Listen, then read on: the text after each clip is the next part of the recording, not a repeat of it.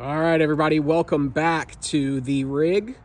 If you're not familiar, this is a little mini-series to our Deep Ruts podcast where we interview members of Dayton, Ohio Toyota off-road enthusiasts, better known as Do Tour, because we don't detour, we do tour.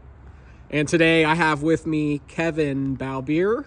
Am I saying that appropriately, Kevin? You are. Awesome. And we have his 4Runner. Kevin, tell me a little bit about your 4Runner. Well, it's a 96 4Runner SR5 model, completely bone stock. Actually, I bought this truck a handful of years ago off another member, and the only thing that I have not ripped apart since he's owned it are the front bumper and the back bumper. Everything else I have changed and basically to make it mine and not his. Speaking of bumper, we got the ARB, right? Yep. Okay. Ended up changing out the cable, still running his winch, changing out the cable for synthetic rope, put some a new control head on it because it didn't work, then put a Anderson throttle body spacer in. Another member of ours does custom throttle body spacers to help the low end torque of these. So did that. Put a new suspension on, Old Man Emu. Had that ordered through Chris Covert, another member. ZFG Off-Road. Yep, he custom tuned it. It actually has Land Cruiser coil springs on the front. That way it holds the weight of the vehicle with all the accessories and the ARB bumper, because those things are Sherman tanks. So went through it, did that. It's about a 3.5 inch lift. Did a 1 inch body lift so I could clear the 315s without having to modify too much. Has the SPC upper control arms. Went through, bought the Biltwell full lower skid plates from front to back, gas tank skid plate, you name it. It actually came off of his personal vehicle when he redid his. And then What tires are you running?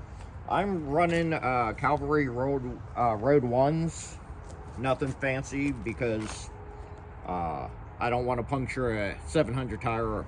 You know, the cost of off-road and an expensive tire is not worth it to me. I do have black Rhino wheels on here.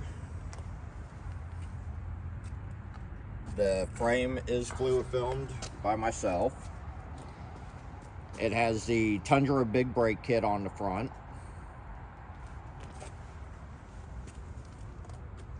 Snorkel. I cried a little when I cut a hole in my fender. Looks like we got the Prinsu rack up there. Yep. I added that, and then added the Nature's Nest rooftop. And a couple things happening inside here. As with almost every Toyota on the road, we got patches. We don't need ducks because we got these. And then I got the Bullet dash kit that actually was not even made for this. I just made it work. So some different And then ram I mounts. added the CB to it. It's the Midland. And then basically some Go Fast stickers, and I added a refrigerator cooler.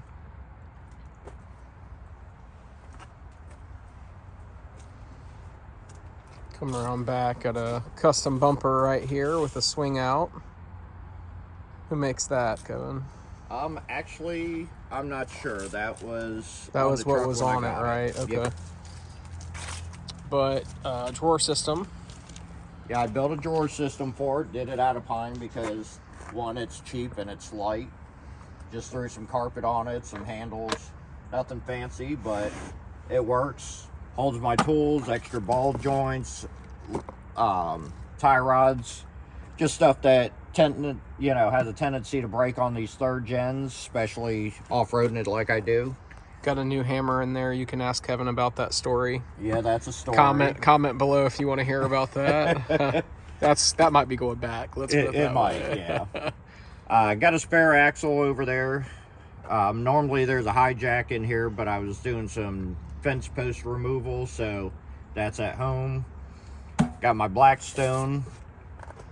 Honestly, just because I forgot to take that out of the truck. Had to upgrade tail lights. I broke those at Windrock a couple years ago. Yep. I remember getting the tape at Walmart. Got the Rome awning. Some lights happening here. And little lights. Here's the fridge. Love this thing. You can't go anywhere without, some camping wipes, TP, toilet paper, and some bourbon. I mean, you ain't off-roading if you don't have essentials. Leather gloves and a toothbrush. Yeah, absolutely. I mean, you're brushing your teeth with the bourbon, but you're also camping. Very true. Got rock slides on it. Heavy duty trailing arms on the rear because I broke those on a trip, and then had Andy Ross of Ross Fab. He redid a section of frame for me because when I was off-roading I kind of beat that up. Okay, cool. Well, it's awesome. This is not the only Toyota that Kevin has, or the only one that he has owned either. So we are getting ready to again film our Deep Ruts podcast. So check that out. But until next time, Kevin, let's go places.